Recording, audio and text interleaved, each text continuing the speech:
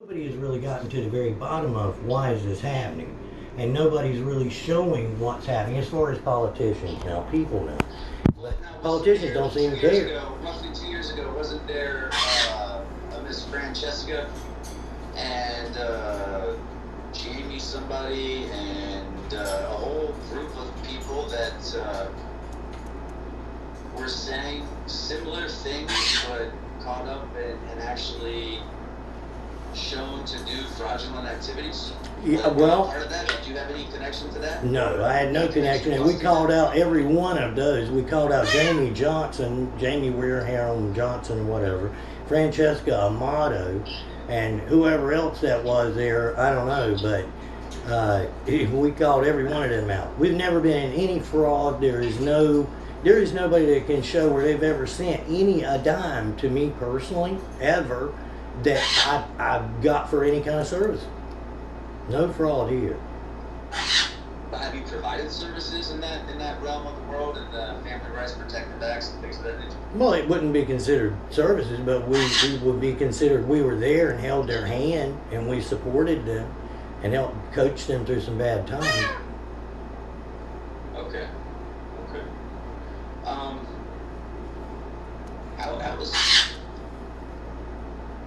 How was your family experience the way it contributed to that? Because we're looking at the post that said, help me get back to my dad. I was kidnapped by Sampson County DSS. What is that about? That's because on March 7th, 2014, this is a week after the news article I just told you came out. When it came out, it was on WRL TV 5, Cohary Fraud, Coharie Fraud, WRL TV. But a week later is when I get 5 welfare checks in 40 minutes at my house. And Dick, you can't see the highway from my house. There's a 1/4 mile long driveway all the way out to the highway, and it winds through the pine tree. So you can't see the highway. So here comes one cop after another in 40 minutes doing these welfare checks. And I'm like, what are y'all doing? Why are all these welfare checks and you're standing there looking at my daughter? Well, it was retaliation. I said, I get on the phone, I call 911. They said, there's nobody at your house. I said, to hell, they're all over my house. So I said, I'm leaving here. And they put a sergeant on the line, Sergeant Van. Well, Sergeant Van says, well, there's an unknown agency coming up your driveway. You need to stay put. I said, are you asking me or are you ordering me? Well, I'm asking you. I said, well, I'm saying no. And I start to leave, and whenever I do, this guy tries to ram me. Then, one of the ones that just did a welfare check. Then he chases my DSS whistleblower and myself with her 15-year-old son and my 15-year-old daughter. They both were roughly 2 weeks from being 16.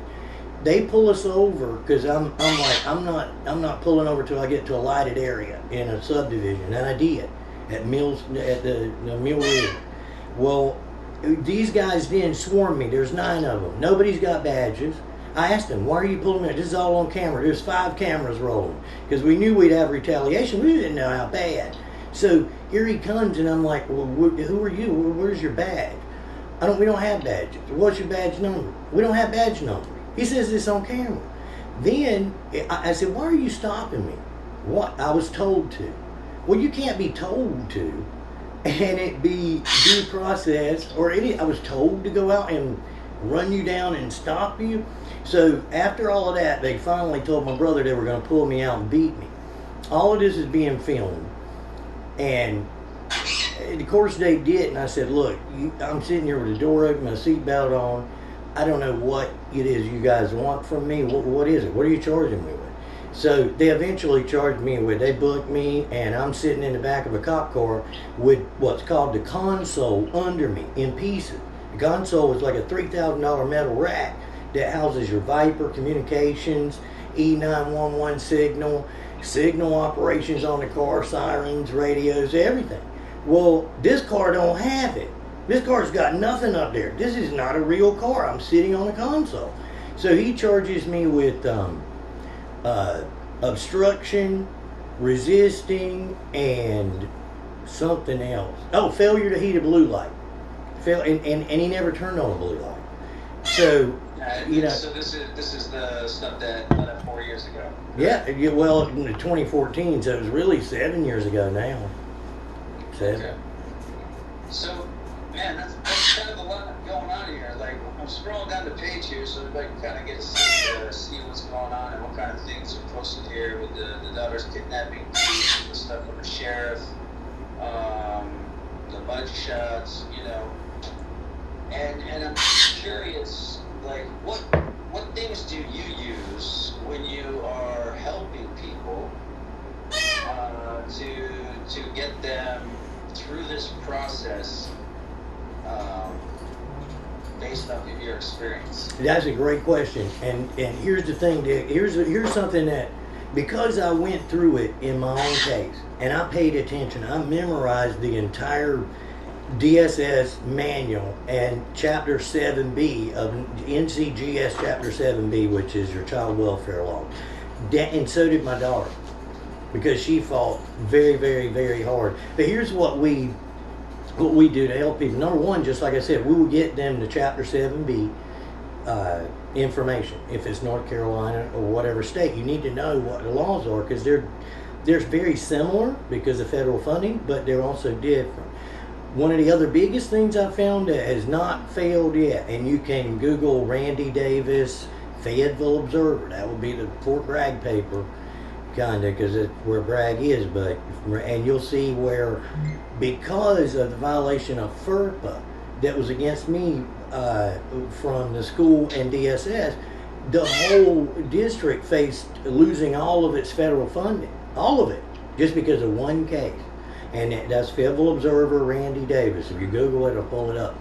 But FERPA is huge because, especially in situations if there is a special needs child at all, it's really critical, because IEP, BIP, 504 IDEA plans, which allow a parent to even get a surrogate parent to go in there, but foster parents that are therapeutic, because they are, quote, agents of the state because of specialized training, they can't make those decisions on education. But it gives a parent that's not seeing their child a federal agency that's telling them, you will let her see her child, she will be in that meeting, and she will be the one that dictates what happens in it. So FERPA also, you wouldn't think, every time I tell them, I'm like, this is how it works. You simply email the school, you ask for the access, not the file, but access to the entire cumulative educational record. It has to be specifically stated, but you'll be surprised at what is in a school record. You folks think, they think that it's some activity reports and maybe absences and grades and report cards. It's a way to monitor, basically. It is a Trojan horse full of DSS paperwork. Pardon? Do you have any special needs children yourself? No, I never had any special needs children myself. It was helping Sebastian, because all through that, I don't know how many IEP, I got thrown out of an IEP, or not allowed in Wake County. Sebastian is the 19-year-old that lives with me. Okay. Is he connected to Melissa McDonald by chance? Yeah, that would be her son. Okay. All right. Well, I'm glad you gave us a back brief. I'm glad you gave us some information about what you do and the things you've been involved in. I gotta say, it's kind of impressive if you've been involved with Veritas, because it's a very unique organization. Some of you who don't know who they are, you should look them up. Can you grab that book? Here's the gorilla thing. And then the other piece is like Melissa McDonald, the specialty in the autism, the work you've done with getting people their money and helping them in their cases. You being a patriot, the son of veterans, the son of Native Americans, it was brought to our attention, and we kind of talked about this before, so you're not getting put on blast. Our platform, we're unbiased. We take a look at other information that's made available to us. Right. We tell our guests, you are more than capable and more than ample and more than we encourage you to submit everything that you have approved, because one, when you take complex situations and you make them more complicated with name dragging and everything else and threats and that nature. I'm not saying you in particular, I'm saying as a whole within that community, because I know it happens back and forth. I know that people have been bashing people, and you know, let's say Jamie, for example, seen some of those YouTube videos and threats and just all this stuff that actually takes away from the protection of the rights. And you know, it's kind of like fucking for virginity. It don't work when you're the same asshole violating, doing all the actions that you're claiming should be done. And that's a general statement for that movement, because I know there was a lot of friction a couple years ago, especially with the Francesca Amato chain, with Jesse, with Lee Kenworthy and Sarah Michelle and all those people.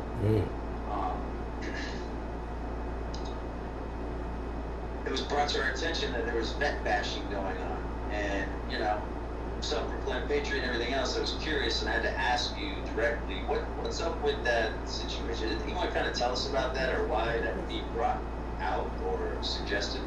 Well, it's hard to guess a person's motivation for lying, but a lie is a lie.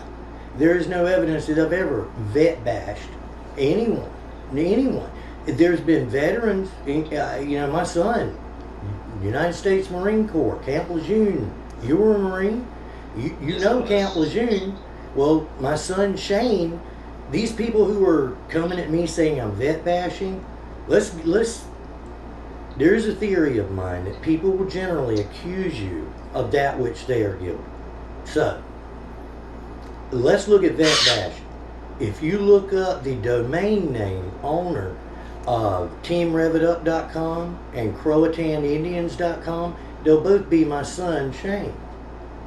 Well, Shane is a United States Marine. My uncle was a United States Marine. Everyone else in my family were in the military except for my father, all the way back to the Revolutionary War.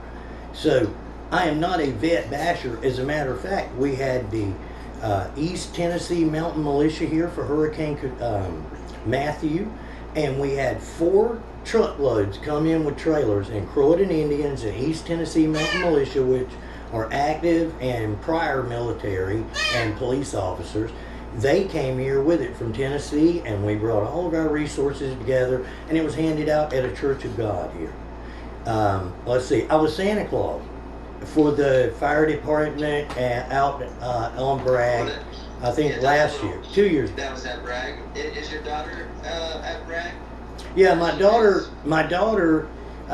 her ex-husband, okay, 82nd Airborne. The man that she's engaged to right now is 82nd Airborne. And my granddaughter, who I've received these death threats about, which is hideous to me, my granddaughter Evelyn, who's 3, that's her father, an 82nd Airborne Ranger. Do any of your military family or anybody that you work with, it's not just limited to military, have or experience any post-traumatic stress? Oh yeah. Yeah, and I'm going to be honest with you, Neil Shelton, who is the one that created Future of Our Children Video Network with me, my daughter Cheyenne, and Dominic Tomasello, he actually went into a study and he sent me the information on it. And you know, PTSD, it's really associated, they've got a stigma that, oh, that's a soldier coming back and he's just going to be a loose cannon.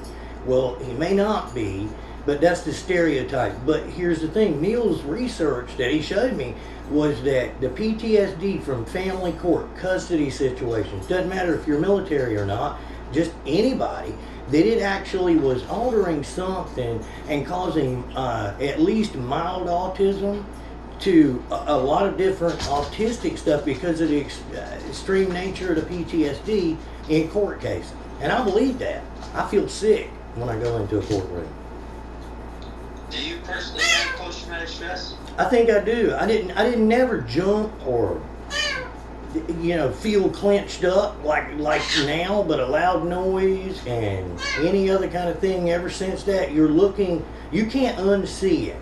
You know, there were times that I thought, you know... What did you see that gave you the PTSD? Because, you know, part of what was brought to my attention is that you were making fun of veterans with PTSD, to some extent saying it's used as an excuse, it's used for false leverage, somebody's a nut job, can't listen to people like that type of thing. Right, and I'll just ask you. Yeah, post-traumatic stress, and I want to know what triggered it for one, and for two, I want to know why something like that would be said.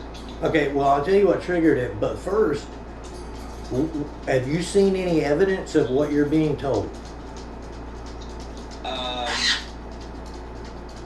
I know it was addressed in a live video by two first sergeant veterans talking about how hard it is for them to deal, reconnect, and sometimes communicate. And that's a challenge that a lot of us face when it comes to that, because our language isn't quite the same, especially if you've suffered some kind of brain injury or you know, significant injury accompanying that PTSD, for example, like an IED or, you know, a fellow soldier killing themselves. That I know it was addressed, how it breaks down to communication, how there could be the triggers, and how that could be not grounds for saying somebody is nuts, but because there's a lack of understanding of those types of things, it's more part of the community, essentially. Okay, so again, have you seen any evidence that I've said any of what you're repeating here? Because I haven't. Have not. Have Nothing not. publicly. Have not. Nothing publicly, no. Nothing anywhere. Not just publicly, nothing privately, and nothing publicly. Okay. What about what caused your PTSD? Well, during the case, I spent 5 months in jail. All right, I ate those peanut butter and jelly sandwiches every day. I know what it's like to have canteen and not have canteen. Pay tail on the phone with a $12 phone call for 9 minutes. That has a tendency to do it, but also being pulled over and held for 3 hours with no due process, no paperwork, just held beside the road, and then your daughter stripped as she's screaming away from you. That was one thing. And another thing too, and some of this may be stemming from 2 years ago, I didn't feel good, went to the doctor, they ended up taking my heart out of my chest, doing 5-way bypass, putting it back, and then I wake up in the middle of the night after 2 days of doing well, and I'm squirting blood all over the place, lose half my blood, go into a coma on a ventilator, lose 45 pounds in 13 days, and then they were about to pull the plug and they said I just woke up.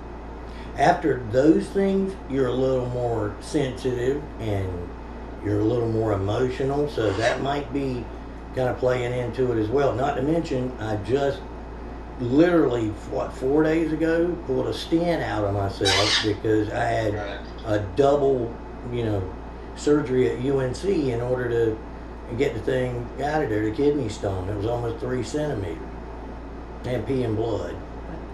So there's a lot of triggers. The aftershock of that post-traumatic stress, and some of the other physical ailments you're going to, you said you're emotional. Does that trigger different emotions? Like what emotions get triggered more? I know in my personal case, I can get quick to get angry if I'm not cognizant of my state at the time. So during those times, I typically go somewhere and seclude myself. Do you have any of those kinds of issues? No, I usually crack a joke because generally I don't think people understand when. And you can look at my videos there on Team Revitup on YouTube, but you can see how I handled social workers and everybody else in them. These were real time, and it's that I cut up with them because the humor makes it feel good for me because you're about to get railroaded whenever you get in those situations, so you might as well face it and have fun with it and tell. I mean, there's a couple of them where I said, I know you don't like me because I'm an asshole, and these are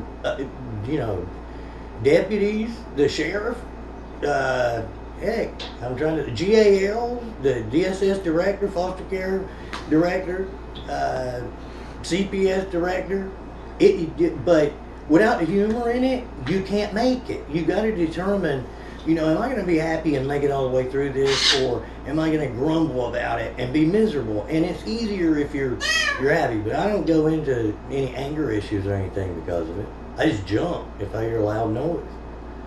Do you ever use humor in like dealing with some of these allegations, because it's obviously made you upset that that people are accusing you of veteran bashing, or making fun of those with post-traumatic stress disorder. So have you ever done humor to deal with any of that stuff? No, that's not a funny thing. And here's the deal. Like I said before, they will accuse you of that which they have done. So I don't know how, and maybe you can explain it because you're prior military. So I want to know how a man's wife, who is not a service member, she is not a service member, how she can lie and slander and libel me. And if I fire back with real evidence and say, hey, what about this? I'm somehow bashing her husband who's a veteran. I want to know, does being married or connected to an active duty or a veteran, does that give the new wife the right to do and say whatever she wants, carte blanche? I'm gonna put the camera on you for this one, because this is a very serious question. It's something that has to be addressed, because it's not addressed hardly ever. The question is, does a wife of a veteran who didn't serve have the right to basically say whatever they want and act as if they had served? Is that the question? Right? Well, it's basically, does it give if you're the spouse of a former military or a military person, do you get the same rights as that veteran does? And there's a specific reason I'm asking that, which I'll show you after the answer. Here's what I'm going to say to that. If you are a wife or a spouse of a military member, a veteran, someone who served in that capacity, do you have the right? You have rights. You do have certain rights. You don't have the right to run your mouth, claim your husband's rank, and act like you're a general. That's not your right. But you're right. You served along with your husband, because the spouse's job is oftentimes considerably harder than the husband's, because they have to maintain everything in that household. They have to maintain the kids. They have to, I'm not saying they all do this, okay? But they have to maintain the bills. They have to maintain explaining why their daddy's not there. They have to play and fit the role of both the father and the mother. It's very, very challenging, not to mention the emotional state that goes with your husband being, or your wife, for that matter, if you're the spouse and you're a husband, being overseas, being in an area that's imminent danger, where they could lose their life at any moment during that time while they're in that area, with limited communication. They can't call, can't do everything all the time because of OPSEC and things of that nature. And on top of that, when you face all that loneliness and you're both in your own isolation to an extent, it's hard for the wife to communicate with her friends, because they can't understand what it's like to have their husband and or wife gone that entire time. Then when you come back from these environments across the pond, in the sandbox, drug addiction, whatever the hell you do, right? You see things, you lose people, you get blown up, you see things that, look really cool on the fucking TV, but ain't a goddamn thing like it in real life, okay? So you have to come back with all of that feeling of failure and survivor's guilt, and what could I have done right? What could I have done better? When in all honesty, that moment wasn't up to you. Yes, you could have. You can't. I hate the phrase move on, because you don't ever fucking move on. You move forward. You choose what you take from that moment to move forward with. But when you're a soldier and you come back, you don't have the ability to communicate to a level of understanding 9 times out of 10 to where you guys can reconnect. That's why there's so many divorces. That's why there's the drinking. That's why there's pills. That's why there's the isolation, the fights, the divorce, the whole bad deal. and all the dear John loves. Okay, so in my personal opinion, from my experience and talking to the countless veterans that I've talked to, yes, your wife has an equal right as long as it's not lying or being inconsistent or claiming the rank piece. That's the part that you don't have right to that rank. You have right to that respect. But for that respect, you have to give respect just like the soldier would have given respect during his silent service. And how he's ultimately sacrificed and given the ultimate respect to his country, even if he didn't really understand what he was contributing to at that time. Does that answer your question, Mr. Davis? It does. It does. And here's the reason I asked it that way, Dick, is because the person who's accusing me of doing something against her husband because I defended myself against her lies is attacking my daughter. And now this can be seen on Rudy Orr's video because they're all on Rudy Orr's page. Rudy is like the king over there. They love him. Well, she literally says that my daughter, who, now keep in mind, she's in the home of 82nd Airborne Ranger right now. Well, engaged to. Engaged to. Right. She was married to her former husband, who was, he's now Border Patrol, but he was U.S. Army Ranger, Airborne. Fort Bragg. I know the Fort Bragg. Okay, and I took him there for his first deployment. Took him there. But that's my daughter. So you can't say, I have special status over here because I'm married to a man who's a veteran. And then you attack my daughter by saying she was a, quote, hooker, a, quote, escort, and a, quote, prostitute. And what was the other one? On Bragg Boulevard. Now, that's what this woman said. So, I'd like to see some evidence that my daughter is all of that, because that would mean that she was bashing veterans, right? Because they can't produce anything where I said anything bad about her husband. I've never said anything bad about her husband. Never. Okay, but the connection between you and the accuser is through Melissa McDonald, is that correct? Yes. Okay. Tell me about you and Melissa McDonald. Okay, Melissa McDonald, if you look at Help Me Get Back to My Dad, that's Cheyenne's video. Here's how it played a part. It was in 2016. I'm, doing my little advocacy thing, and all of a sudden, Cheyenne gets a phone call, and it's what had happened was a friend of Melissa's had told her, I just saw a video, Help Me Get Back to My Dad, on attorney Jesse Jones's page. She said, that's the man you need to call, is her father. So Cheyenne came to me and said, Dad, there's a lady that wants you to call her. Here's her phone number, and I called her. So she saw Cheyenne's video, and they called Cheyenne, and Cheyenne had me to call her. So they messaged her and had me to call her. So that's how I meet her, and it was like just friends for almost a year, and then did you guys have a personal relationship? Yeah, after about a year we did. We had a personal relationship. How was your relationship with Mrs. McDonald? It started out fine. Everything was good, and it was almost like being put on a pedestal. You're just the best thing in the world, and I'm helping her with her case, which my first time going to a hearing with her, there was no involvement between her or me, and I took 3 other people with me into this courtroom I'd never been in Wake County, North Carolina. It was an adoption hearing that she was going to lose her son. There wouldn't be any conflict of interest between what you do in Revitup and family rights and attending her court hearing as her advisor? I wasn't her advisor. Or did you keep them separate? Like, were you helping her as Randy Scott Davis, or were you helping her as Team Revitup?